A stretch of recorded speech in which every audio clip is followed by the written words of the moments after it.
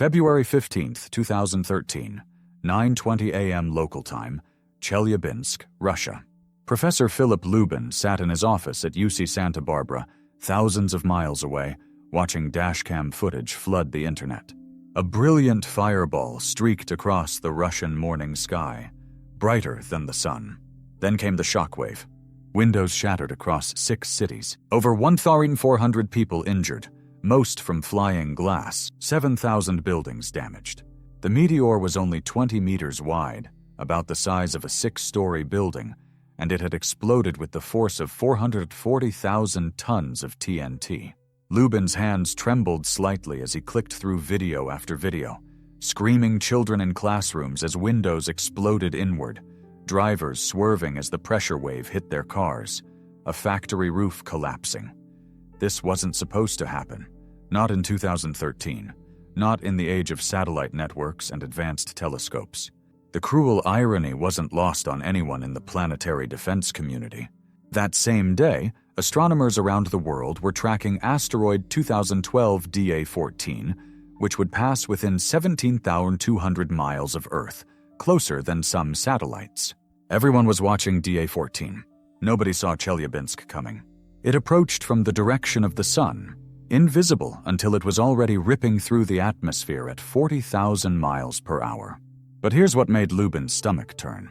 Just 24 hours earlier, on February 14th, Valentine's Day, he and his colleague Gary Hughes from Cal Poly had submitted a press release detailing a project they'd been developing for years, a system that could potentially deflect asteroids before they threatened Earth. They'd called it D-STAR, Directed Energy System for Targeting of Asteroids and Exploration. The timing was pure coincidence, but it felt like the universe was sending a message. Lubin had been working on the problem since 2009, long before Chelyabinsk became a household name. His journey to that moment began not in an observatory or a military lab, but in the quiet contemplation of a fundamental question that most people never bother to ask. If humanity's greatest existential threat comes from space, why are we building nothing capable of stopping it? The conventional answer in 2009 was simple. It's impossible. Asteroids are too big, too fast, too far away. The energy requirements would be astronomical. You'd need a weapon system so massive, so powerful, that it would dwarf anything humanity had ever built. Science fiction stuff, not worth serious consideration. Lubin had heard these arguments before. He'd made some of them himself early in his career as an astrophysicist studying the cosmic microwave background. But there was something about the word impossible that had always bothered him. In physics, impossible usually just meant nobody's done the math correctly yet. So he started doing the math. The problem breaks down into 3 fundamental challenges. First, detection. You can't deflect what you can't see. Second, timing. Space is vast and asteroids move fast. You need years, maybe decades of warning time to change an asteroid's trajectory enough to matter. Third, energy. Moving something the size of a mountain requires forces that make nuclear weapons look like firecrackers. For decades, scientists had proposed various solutions. Nuclear explosions near the asteroid to nudge it off course. Giant solar sails to catch sunlight and gradually push it away. Spacecraft that would hover near the asteroid using gravity as a gentle tug over time. Landing rockets on the surface to act as thrusters. Each approach had problems. Nuclear weapons in space violated international treaties and risked fragmenting the asteroid into multiple threats. Solar sails required impossibly large structures. Gravity tractors needed decades of operation time. Landing on a tumbling asteroid was nearly impossible with current technology.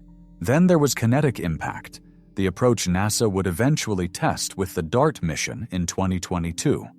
Essentially, you build a spacecraft and crash it into the asteroid at high speed, like a cosmic billiard ball.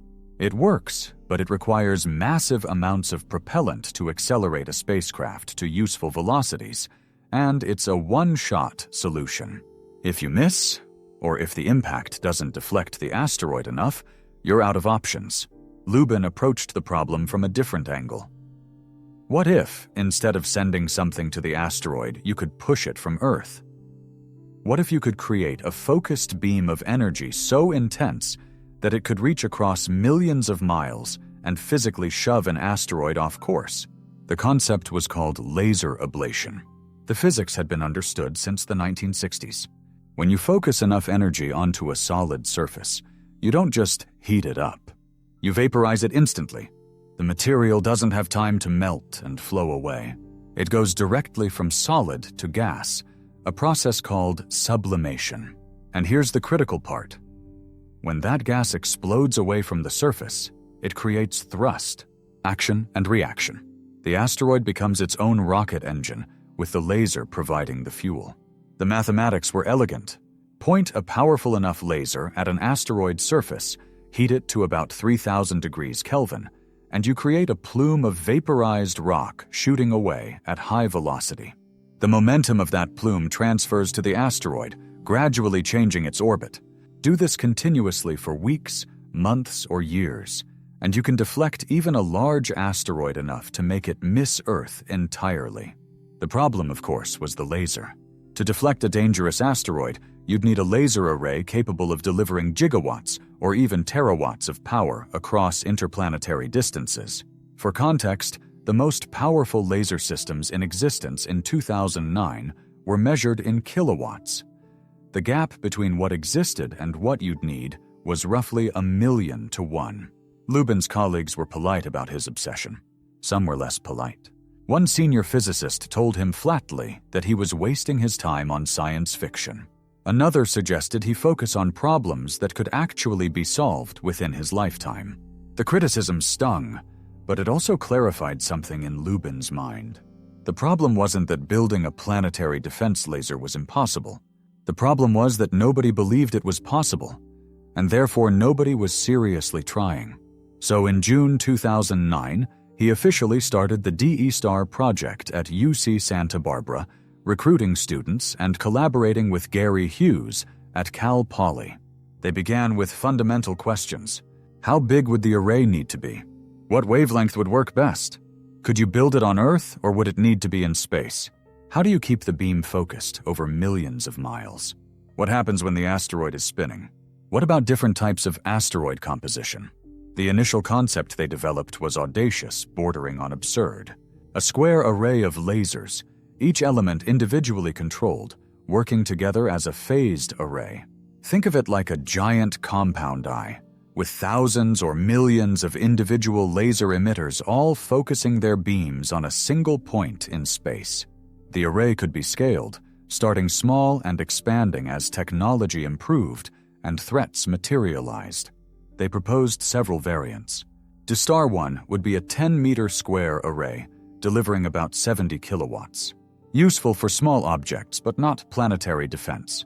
DE-STAR 2 would be 100 meters square, delivering 7 megawatts. Starting to get interesting. DE-STAR 3 would be 1 kilometer square, delivering 70 gigawatts. Now you could deflect significant asteroids given enough time. DE-STAR 4 would be 10 kilometers square, delivering 70 terawatts. With this, you could handle planet-killer asteroids. The numbers made people's eyes glaze over. 10 kilometers square.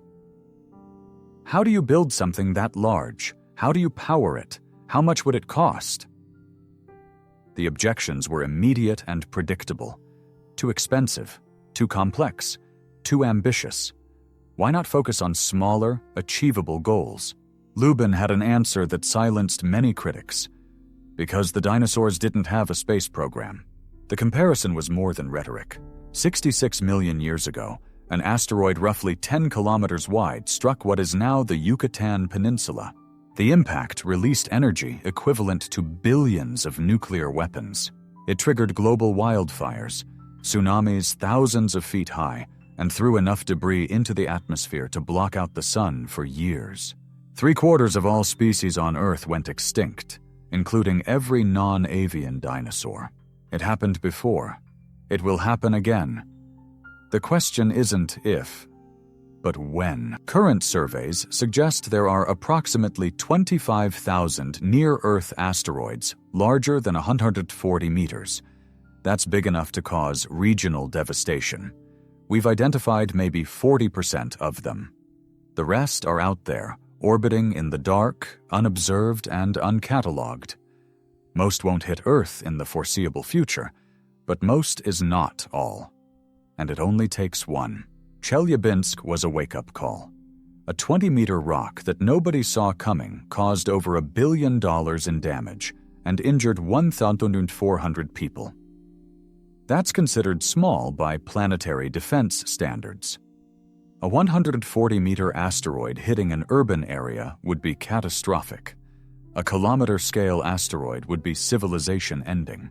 After February 15, 2013, Lubin's inbox exploded. Media requests, government inquiries, academic colleagues who'd previously dismissed the work now wanted to collaborate. The press release that had seemed like unfortunate timing became profoundly relevant. Here was a physicist who'd been working on this exact problem for years, and his system, at least on paper, could have stopped Chelyabinsk had it been deployed. The challenge shifted from proving the concept was worth studying to proving it could actually work. Theoretical physics is one thing.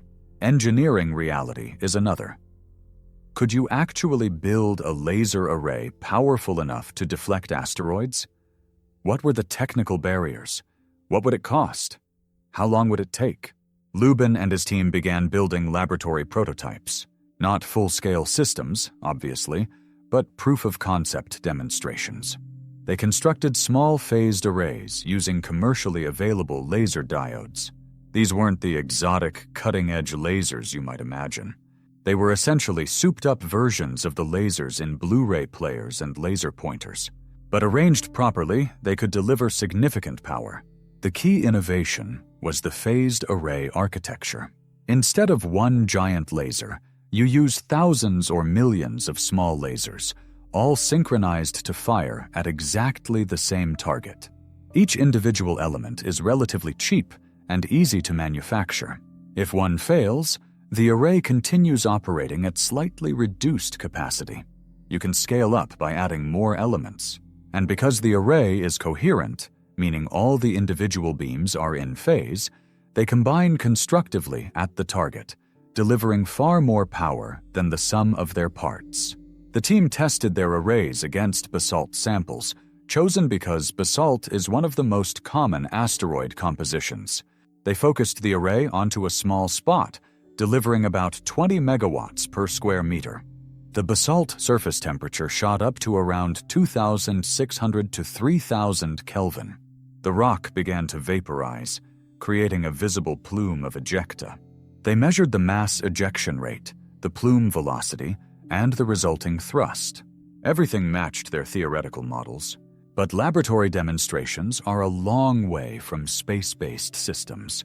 In the lab, your laser is inches from the target. In space, it might be millions of miles away. Keeping a laser beam focused over interplanetary distances is extraordinarily difficult. The beam naturally spreads due to diffraction. Atmospheric turbulence distorts the wavefront. And asteroids aren't stationary targets. They're tumbling through space, often rotating multiple times per hour. This is where the mathematics become truly elegant and the engineering becomes truly challenging. The diffraction limit determines how focused your beam can be at a given distance. It depends on the wavelength of light and the size of your aperture. Shorter wavelengths and larger apertures give tighter beams. This is why they chose near-infrared lasers around 1 micron wavelength. Visible light would be even better, but suitable high-power lasers don't exist yet at those wavelengths. Infrared was the sweet spot between available technology and beam quality. A 10-kilometer DE*4 array, operating at 1 micron wavelength, could focus to a spot size of about 100 meters at a distance of 1 astronomical unit, roughly the distance from Earth to the Sun. That's a phenomenal achievement in optical engineering, maintaining focus over 93 million miles. But it means you're not heating a pinpoint on the asteroid. You're heating a roughly football field-sized area. That's actually fine for ablation purposes. You don't need extreme precision. You need enough energy density to cause vaporization, and a 100-meter spot can deliver that if the total power is high enough. The real challenge is tracking and targeting. Asteroids can move across the sky quite rapidly when they're close to Earth. The laser beam, even moving at the speed of light, takes minutes to reach a distant asteroid. During that time, the asteroid has moved. You have to lead the target, like shooting a duck with a shotgun, except the duck is millions of miles away and you're shooting photons. Lubin's team developed targeting algorithms that could predict asteroid motion and adjust the beam accordingly. The phased array architecture helped enormously because you can steer the beam electronically, adjusting the phase of individual laser elements to redirect the combined beam without mechanically moving anything. This allows tracking speeds limited only by electronics, far faster than mechanical systems. By 2015, the team had published multiple peer-reviewed papers demonstrating the feasibility of laser ablation for asteroid deflection. They'd calculated deflection times for asteroids of various sizes and compositions. Their models showed that a DE-Star-4 system could completely vaporize a 500-meter asteroid in about a year. For context, that's larger than the asteroid that created Meteor Crater in Arizona. Complete vaporization isn't necessary for planetary defense. You just need to change the orbit slightly. But the fact that you could vaporize something that large demonstrated the immense power of the system. More practically, they calculated that a much smaller system could deflect threatening asteroids if you had enough warning time. A DE-Star-2, just 100 meters square, could deflect a 300-meter asteroid away from an Earth impact with about 15 years of operation time. That's actually reasonable for planetary defense. We can detect large asteroids decades before potential impacts. The problem is objects like Chelyabinsk that approach from the sun's direction. But those are also the ones you could most quickly vaporize if you had the laser system ready. The technical feasibility studies were convincing, but they raised an even harder question. Who would build it, and how would you pay for it? A DE-Star-4 system, 10 kilometers on a side, would be one of humanity's largest construction projects ever attempted. The cost estimates were staggering, easily in the hundreds of billions of dollars, possibly over $1 trillion, depending on whether you built it on Earth or in space. For comparison, the International Space Station cost about $150 billion and is tiny by comparison. Space-based construction would solve some problems and create others. In space, you don't have to worry about atmospheric distortion. Your laser can operate 24/7 without weather concerns. But launching the components and assembling them in orbit would be incredibly expensive with current technology. On the other hand, building it on Earth means dealing with atmosphere, which absorbs and distorts laser beams. You'd probably need to build it at high altitude, maybe on a mountain, or even at the South Pole, where atmospheric conditions are most stable. Lubin proposed a different approach. Build it incrementally. Start with DE-Star-1, which could be constructed with existing technology for perhaps a few $100 million. Use it to demonstrate the concepts and work out engineering problems. The smaller system could have practical applications beyond planetary defense. It could be used for debris removal, clearing dangerous satellites and junk from orbit. It could propel spacecraft using photon pressure, enabling fast transit to Mars, or even interstellar missions with small probes. This is where the project becomes really interesting.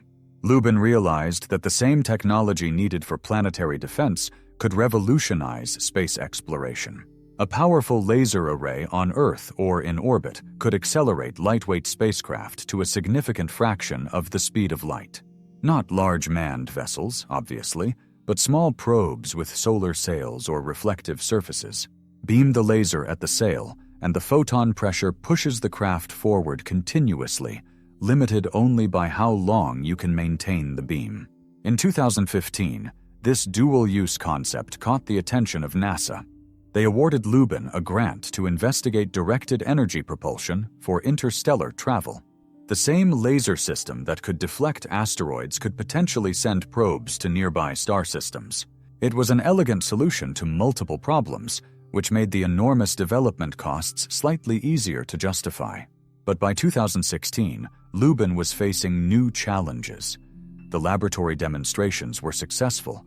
The theoretical models were solid. The physics worked. but translating that into actual hardware deployment required political will, sustained funding, and international cooperation on a scale rarely achieved. Space agencies operate on budgets approved annually by legislatures. Long-term projects that require decades and hundreds of billions of dollars are extremely difficult to fund. You need consistent political support across multiple administrations and changing Congresses. One budget cut, one shift in priorities, and the project dies. NASA has experienced this repeatedly with ambitious programs that started strong and were later canceled. Planetary defense suffers from a unique psychological problem. The threat is real but abstract. Everyone agrees that eventually a dangerous asteroid will threaten Earth. But eventually could mean next year or 1,000,000 years from now. It's hard to justify spending enormous sums on a threat that might not materialize in anyone's lifetime. Politicians face voters every few years who care more about immediate problems than hypothetical future disasters. Lubin understood this psychology. He'd seen it in academic funding competitions, where immediate practical applications got priority over long-term fundamental research. So he reframed the argument.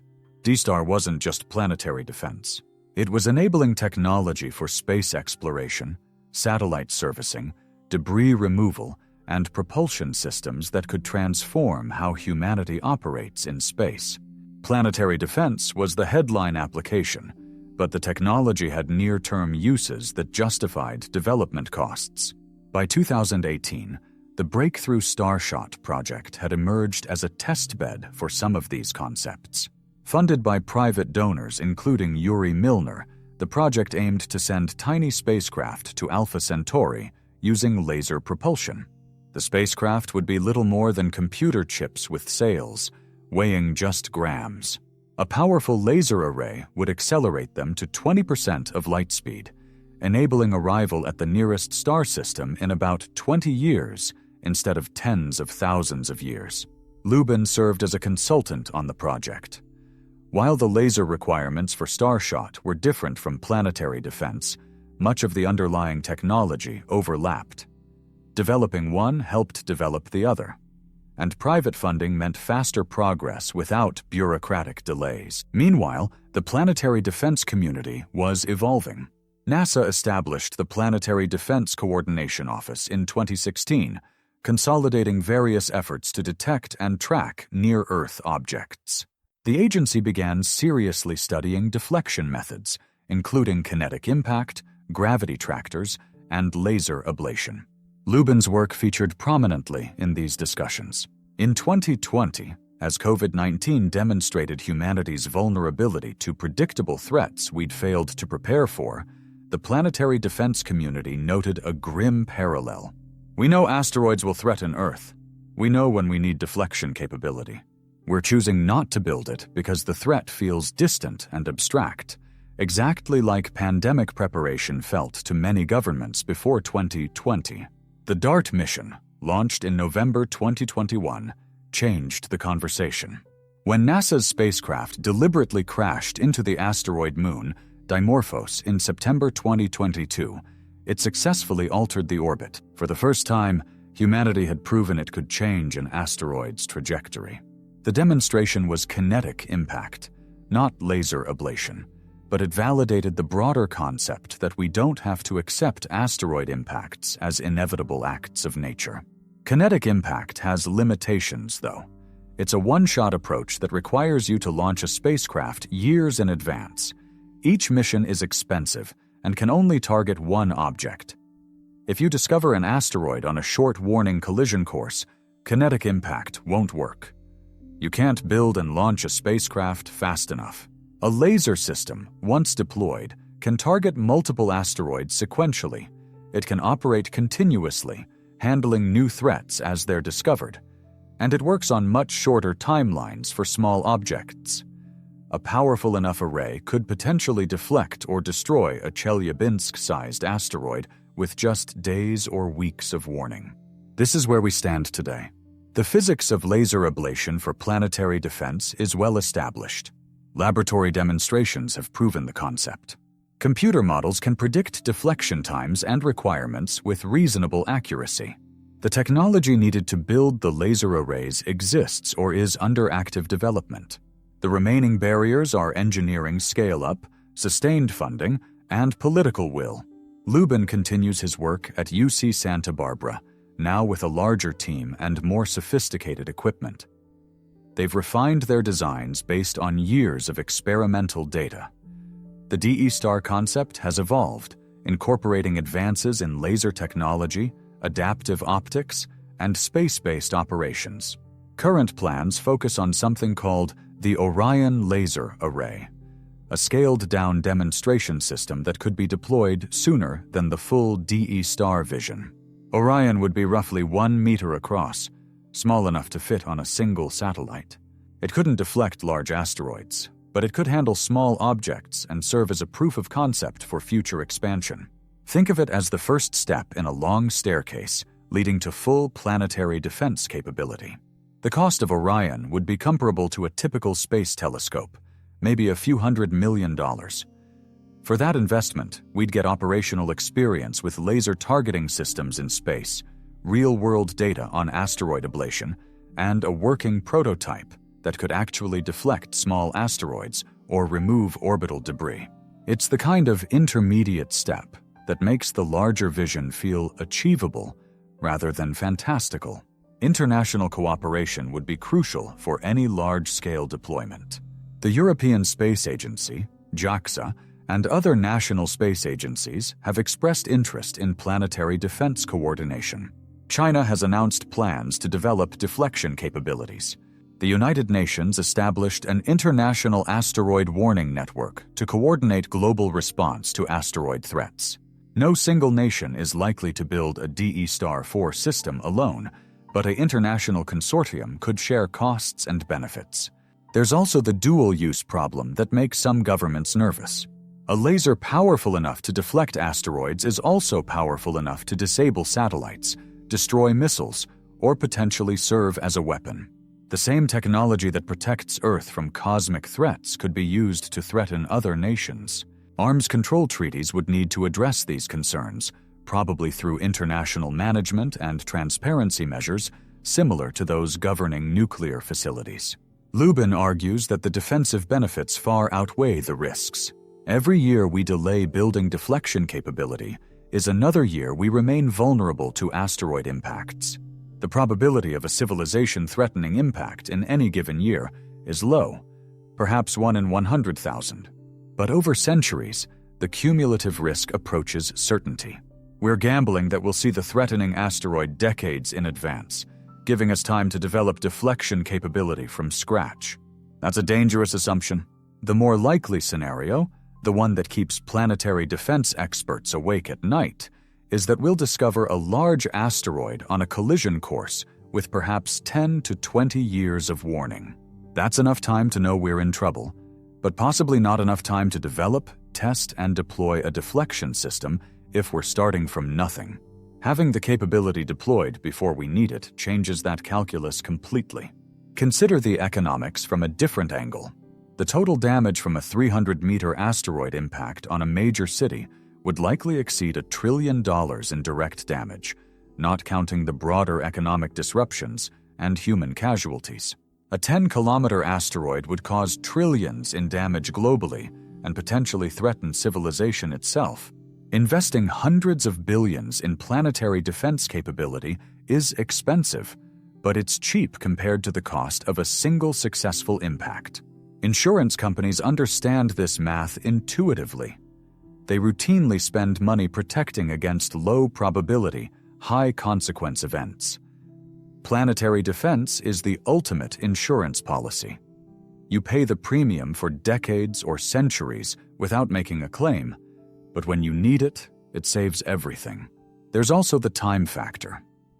If we start today building a DE Star 3 system, it might be operational in 20 to 30 years given sustained funding and engineering progress. That's roughly the minimum warning time we'd have for a large asteroid impact based on current survey capabilities. We're in a race between our ability to see threats coming and our ability to do something about them. Right now, detection is winning that race. But detection without deflection capability is just the ability to see the disaster approaching without any power to stop it. Lubin has spent nearly 2 decades championing this cause. From the early days in 2009, when colleagues dismissed his work as science fiction, through the Chelyabinsk impact that validated his concerns, to the current era where planetary defense is taken seriously by space agencies worldwide, he's remained focused on the fundamental goal, giving humanity the capability to protect itself from cosmic threats. The story isn't finished. As of today, no deployed system can deflect a significant asteroid. The technology exists. The designs are on paper and in computers. Laboratory demonstrations have proven the concepts. But the actual hardware that could save civilization from an asteroid impact doesn't exist yet. It remains a potential solution, not an actual defense. Yet progress continues. Every advance in laser technology, every improvement in adaptive optics, every successful tracking of near-Earth asteroids brings us closer to operational capability. Private companies are developing massive laser arrays for industrial applications that share technology with planetary defense systems. Space agencies are refining plans for cooperative international efforts. The constellation of capabilities needed to deploy an effective defense is gradually assembling. Philip Lubin's greatest achievement might be shifting the conversation about planetary defense from "is this possible?" to "when will we build this?" The physics works.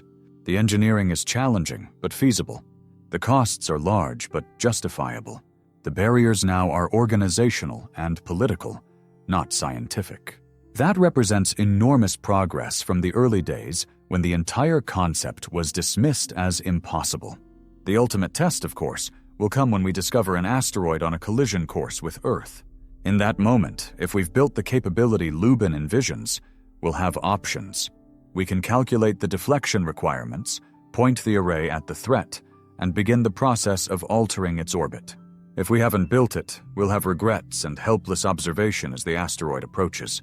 66 million years ago, the dinosaurs had no choice. A rock from space ended their world, and they could do nothing but die. Today we have a choice. We can build the capability to detect and deflect asteroid threats, or we can hope that we're lucky enough to avoid a catastrophic impact for another few thousand years. One path requires investment, engineering, and sustained effort. The other path requires only inaction and faith in cosmic chance. Philip Lubin chose the harder path, dedicating his career to transforming an impossible dream into an achievable engineering project. Whether future generations will live under the protection of orbital laser arrays, or whether we'll continue gambling on statistical luck, remains to be decided. But if that protection does materialize, if humanity develops the capability to defend itself from asteroid impacts, it will be because one physicist looked at an impossible problem and decided to solve it anyway. The laser that could save Earth from asteroids exists in laboratories, in computer models, and in the detailed plans of researchers who understand both the threat and the solution. What's missing is the collective will to transform those plans into hardware orbiting above us or positioned on mountainsides, ready to defend our planet when the next threat emerges from the depths of space. That decision, unlike the trajectory of asteroids, is entirely within human control. We know what needs to be built. We know how to build it. The only remaining question is whether we will.